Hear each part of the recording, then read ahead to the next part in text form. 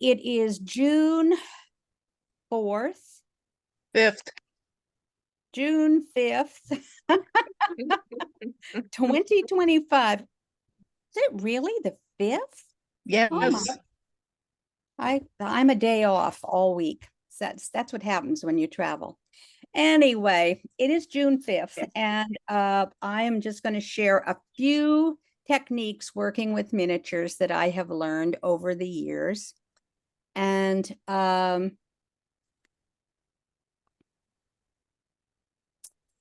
first, I have a few painting tips. So you might want to make note, and we will get this in your thing.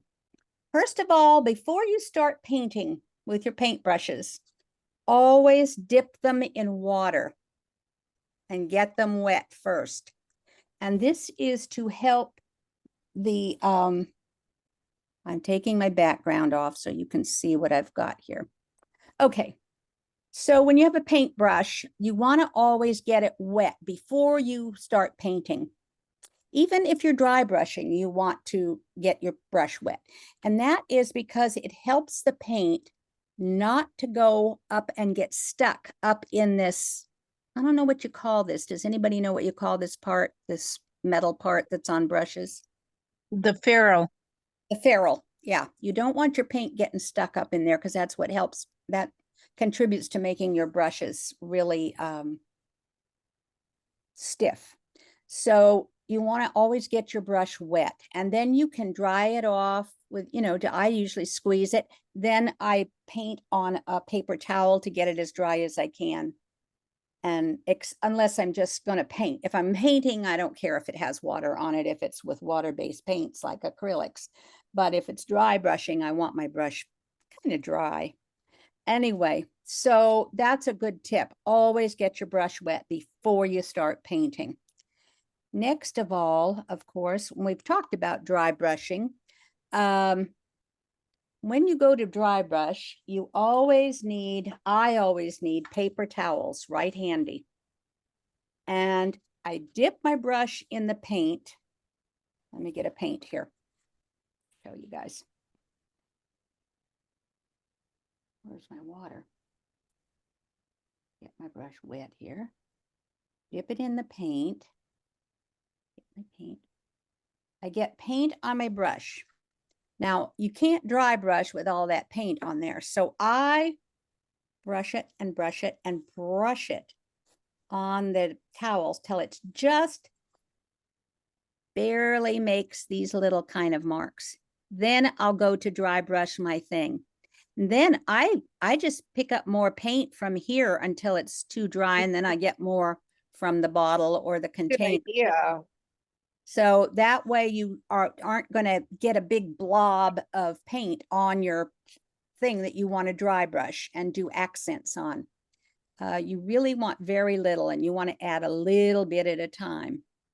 So that's another painting tip. Thinning your paints. To thin your paints, you can, acrylic paints I'm talking about, not oil-based. Acrylic paints, which is mostly what we use in miniatures. And you can do this with chalk paints too. Water, plain old water, or alcohol. I always keep a bottle of alcohol right here at my workplace, because alcohol will thin your paints. It also will help clean your brush if you're having trouble getting it clean in soap and water. If you get a drop of acrylic paint on your clothes, it will take it out and get that alcohol on there as soon as possible. It's easier to take out when it's wet than it is when it's after it's dried. So that's a tip. Another painting tip. Most of these things, a lot of you probably already know. Wait a minute.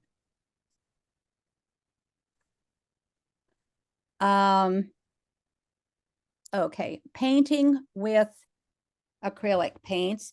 Now, I always put a primer coat on. It can be the color that you're going to use with acrylics on wood. or it can be a primer. It depends what I'm doing, whether I spray it or paint it on.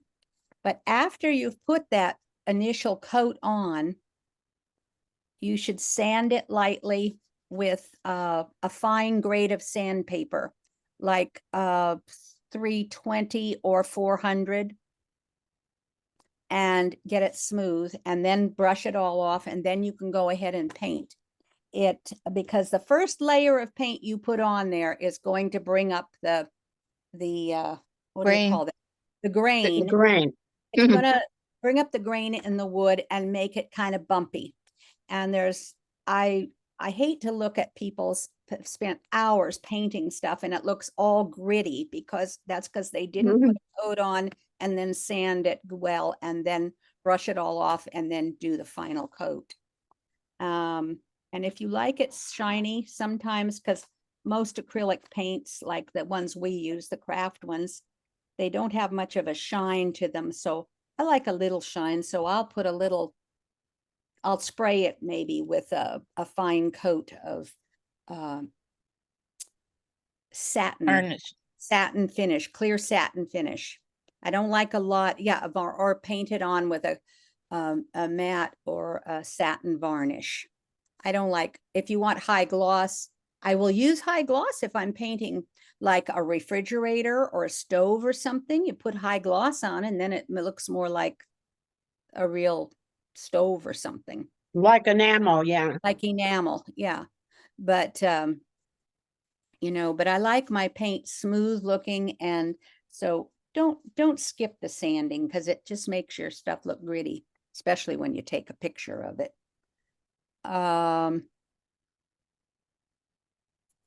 Other tips. Oh, here's another one. You can also thin your paint with Windex. Did you know that? Nope. That was a tip I got from a Acrylic? guy. Acrylic? Yep. Mhm. You can thin it with Windex, rubbing alcohol, or water. That's also how you thin them. You thin them with alcohol anyway, with or Windex if you want to use them in an airbrush, because you've got to get them thinner. I don't use an airbrush, but Barbara, in lieu of sanding, have you ever used like a brown paper bag? yes, that's a final sanding is really good with a piece of brown paper bag, like a grocery bag, or even a little thinner, like some of those thinner grocery bags, or they're like grocery bags, but they're thinner, and just sand it. Yeah, after my final coat, that's what I'll do, because it doesn't really take the paint off. It just smooths it. Good tip. Lunch bag. Like a lunch bag. Yes, Yeah. exactly. A lunch bag. That's a good one to do. Yes. It almost sounds like that is almost like buffing, like when you buff Mhm. your It is. right?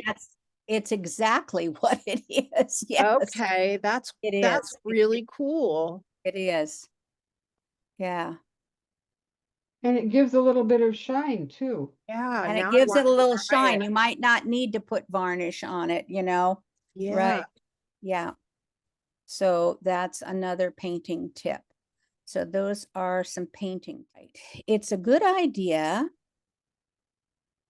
to keep in your toolbox that you take places a little bottle of shampoo.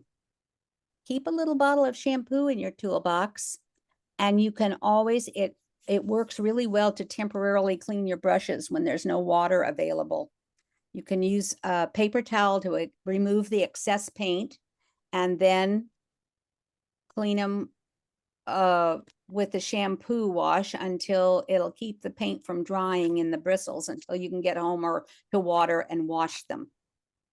So, and Or you could wrap your brushes in foil and they'll stay moist. yes, that's a good suggestion too. And I have sometimes I've gotten a paper towel and gotten it wet and wrapped my brushes in a damp paper towel to keep them wet too, Yeah, then you could put that in a Ziploc bag.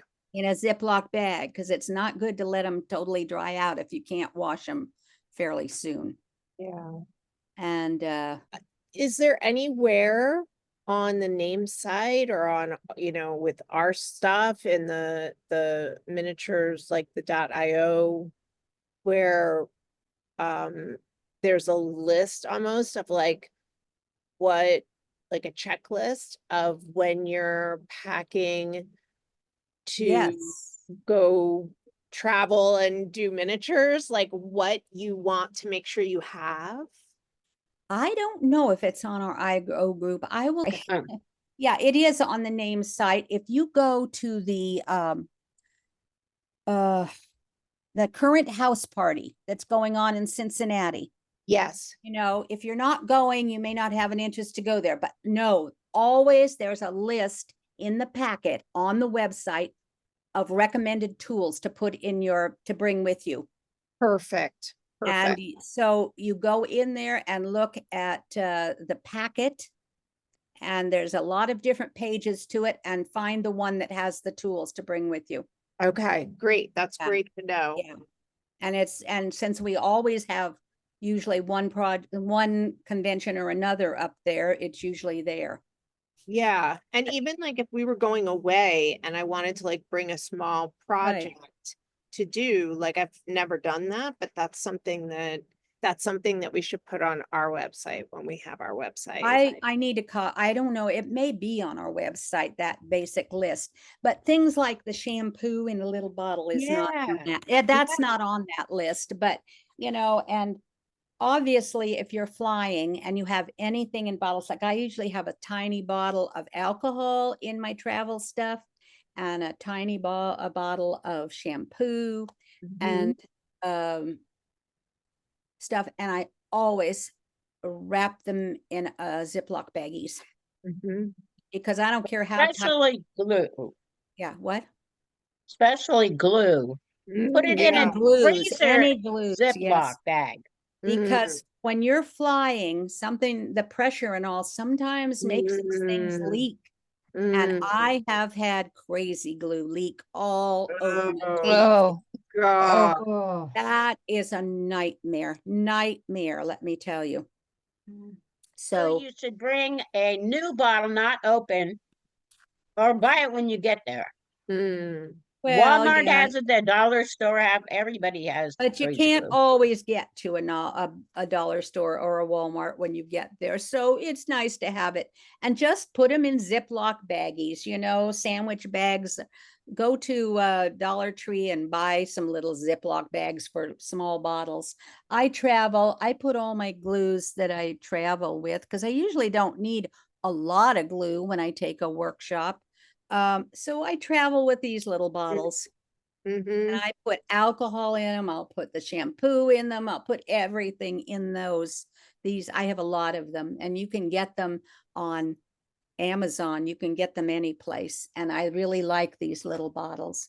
And I put labels on them of what I've got in them, because I have different glues and stuff. I do not put crazy glue in these, though. Oh. Crazy glue.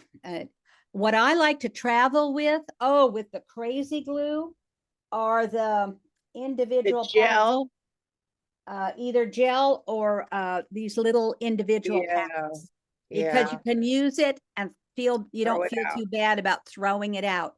And you can get them at your hardware store. I get Zap-A-Gap. You can get 5 of them at a time off of, that's my favorite. Crazy glue is Zap-A-Gap. I get 5 at a time, and I get them off of Amazon. And by the way, they make nice little, not terribly expensive gifts to give out to people when you want to give somebody something. But I have a lot of little, Loctite is good. There are just a lot of crazy glues, but I do travel with crazy glue. And I get those little individual ones because it's much safer than a bigger bottle. Because honestly, that stuff leaks much easier than the white glues or the acrylic paints and things. But it's just good to always keep them in Ziploc bags, because you never know when the pressure is going to loosen your cap enough to ooze out. Okay, what else am I going to tell you today? Barbara, for Yes. traveling to conventions, I used to take every nook and cranny that was in my suitcase. I put little baggies of packing peanuts. So you can Oh, always cushion the things that you make when you're at the convention. that's That's a a good great tip. idea. Another, if you're going to a convention or to a show where you're going to take a workshop and have to get it back home on a plane or something, go to the post office. Do not tell them I said to do this, but go to the post office and get a free like medium size priority mailbox. They're free. And take it, fold it up in your suitcase, and then you can, you could put it together while you're there and put your projects and things in it to help protect it coming home. Because you I'm don't sure have they so know that people use them for everything. people do use them for everything, but the post office frowns upon it. But anyway, or some kind of box, just take it, fold it up, going, because it won't take much room, and then you've got something you can put together to bring things home in, or ship them home if you want, you Yeah. know. And it's a good idea to take an extra tote bag in your suitcase. Because you can always finagle it as a carry-on coming home. Most people Yeah. do. Yeah, and if you're taking a box that you've got to reassemble, if you take like a piece of wooden dowel and wrap like packing tape or duct tape around it, it doesn't take up as much room as the roll does. Oh, yeah. Right. Oh, here we go. All right. Oh, a tip. When you're staining things and you get a stain all over your hands, for cleaning your hands, instead of using harsh chemicals like paint thinners and things like that, go to your kitchen and get some cooking oil, vegetable oil, whatever. Scrub your hands with that. Use a fingernail brush and get all that out of your fingernails.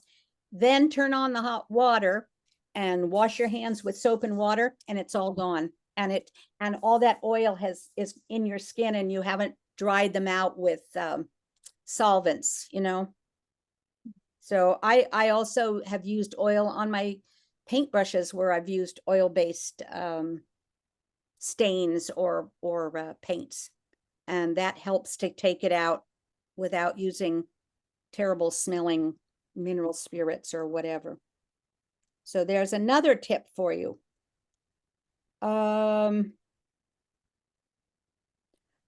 Tip about some of the teachers who do paper crafts like Gingerland and Siegel, some of those things. When you're doing paper things and you're cutting out a design to put on something, let me find something here. Okay. And you don't want, like I do this on book covers a lot. You take a pencil, you can use a colored marker too, but if you just take a regular pencil and color along the edge, it will avoid that white standing out, that you've glued on to that thing. I don't know if you understand what I'm talking about. Say you're, I'll check this. Let me cut a little design out here. That would even work with paper punched. Yes, paper punch things. Hobby Any, Lobby cardstock Yeah. has the white core. when you glue something on to stuff, this is my little design I made. When you glue it on to, say I wanted to glue that on to something as a design, in order to not make it stand out, especially if it has a print on it, you just color all the edges with your brush, with your pencil. And what I do is I'll put it on a pad or something and draw around it, and it will get that pencil mark on there. I'm doing it backwards, so I don't know if you can see what I'm doing. You know what I'm talking about? Yeah, so it's getting a coat of So the it just has an charcoal and edge then of pencil mark. a gray, so it's It's a not gray and it bright blends white. and then it will blend it in. It's a good thing to do on book jackets, if you're making miniature books, all things like that, because those white edges on a printed I thing, see, because if you have like a little piece of foam core and you've covered that to make it look like it's got pages, but then you cover with the book jacket and it's a piece of paper, the edges of that are going to be standing out because you're going to see the it's white white of on a that. pattern. Yeah. Yeah, Usually it shows it's better, you know, that you makes don't sense. see it when it's glued on there. Anyway, yeah, it's a tip that you'll learn in doing any kind of paper sticking on other things. We do a lot of that kind of stuff. And I just tend to do it on book jackets, on papers that I have to stick on any place as a decoration or something, so that it doesn't stand out with that big white edge. Yeah. A lot of the instructors tell you to do that too in their Yeah, some do directions. now. But Hmm. they didn't used to. Yeah, I didn't always used to get it, but now I had that. Oh, darn.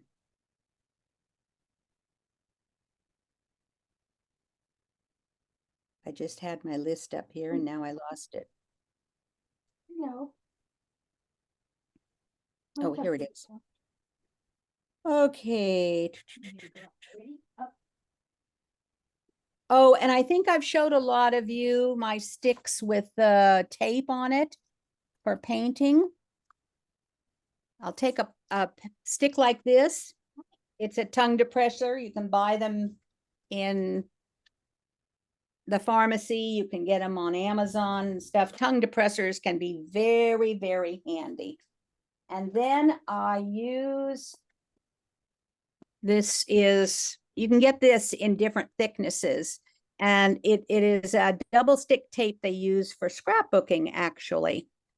And you can get double stick tape a lot of places. I don't recommend Scotch double stick. It's not that strong for holding items, but this is stronger.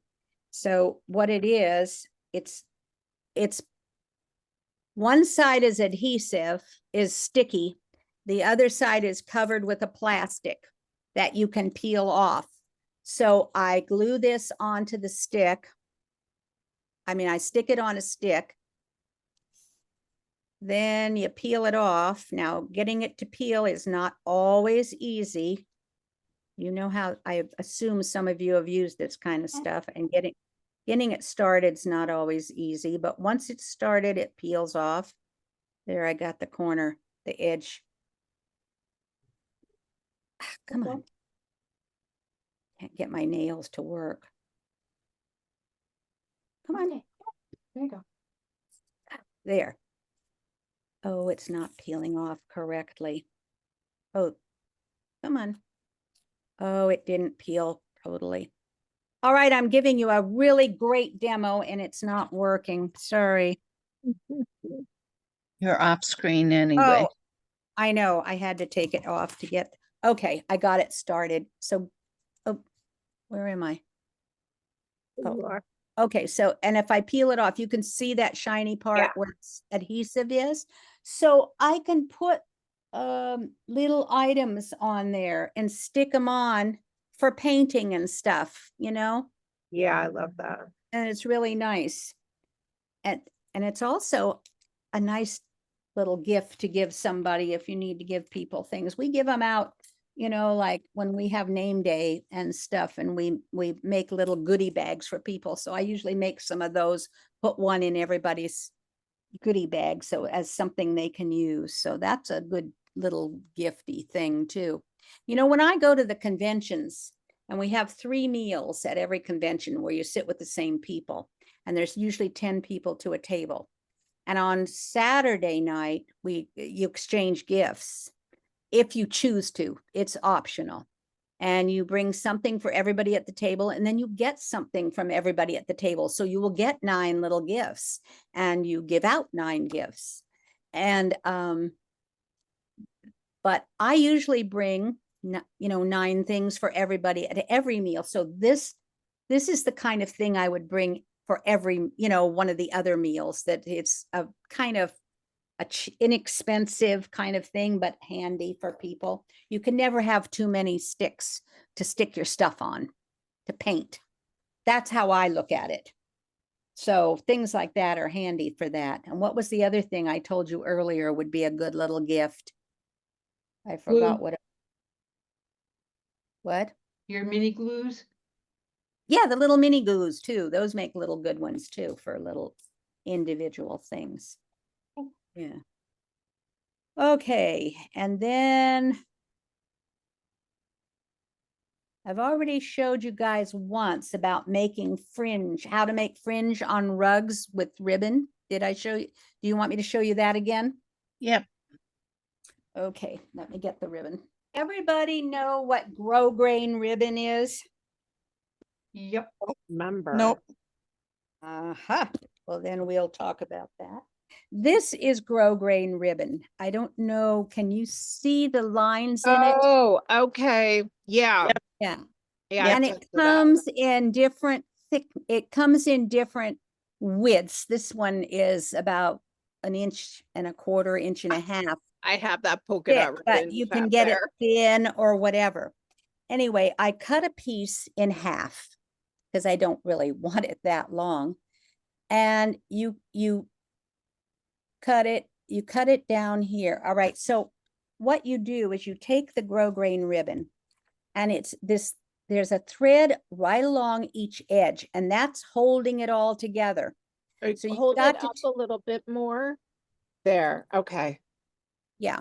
All right. This thread along the top and bottom, Yeah. that's holding it together. So all you have to do is cut that off like that, and you can start fraying it. Oh. And so I have this other piece that I'm going to show you. So you just start pulling the threads off like this, and you fray it. I usually get a pin to do this.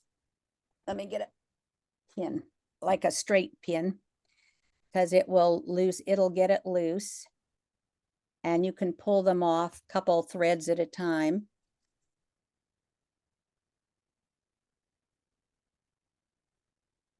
So you could use that for carpet. You could use it for lots of stuff. Well, you can use the ribbon itself for carpet if you wanted, but what it will do is if you get a carpet and you want fringe along the edge, Mhm. Well, you put the ribbon underneath the carpet.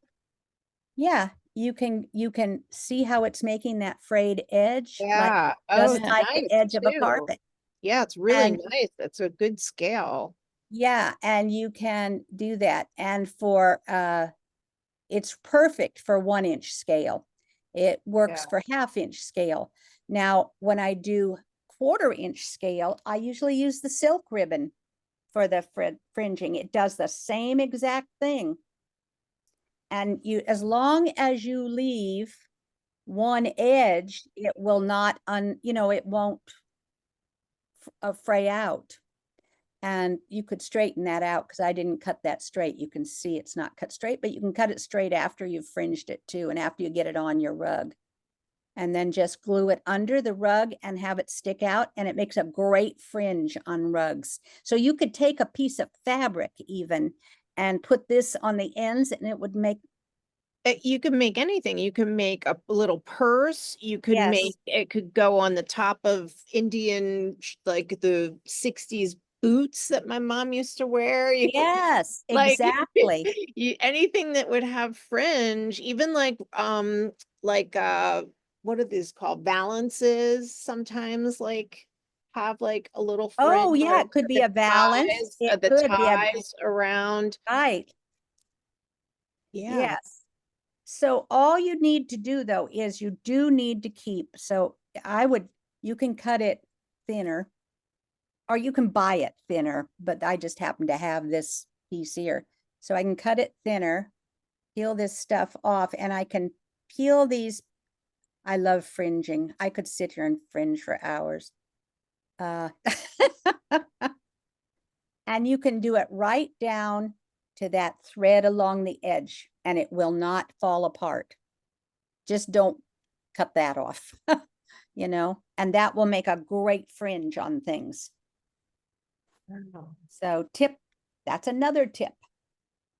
And what did you call that ribbon? Grosgrain, Grosgrain.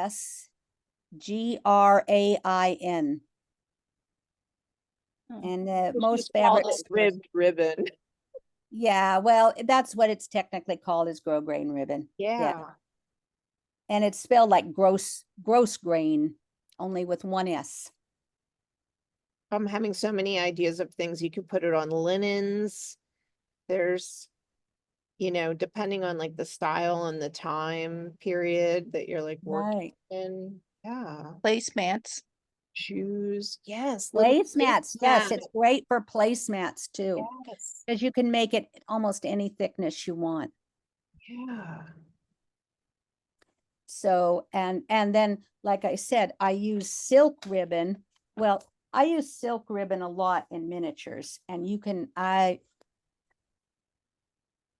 where can you buy silk ribbon? I don't know, maybe you can get it on Amazon. I don't know, but I have tons of it that I've bought over the years at miniature shows, and it comes real thin like this. And as long as you cut off the outside edge on one side, then you can start peeling it. Now, you cannot do it with, I don't recommend doing it with polyester ribbon. Silk ribbon is so much easier to work with than polyester. Polyester, for one thing, ribbon is really hard to glue. It does not hold the glue and it won't stay. So, but I have done it. This is polyester ribbon, and I have done things with something like this, and you could fray it. It's just really hard to glue, and I've have to kind of use crazy glue to make it really stick. White glue doesn't seem to hold it. And then if you use crazy glue, it soaks through the fabric of the piece you're gluing it to, so that's not good.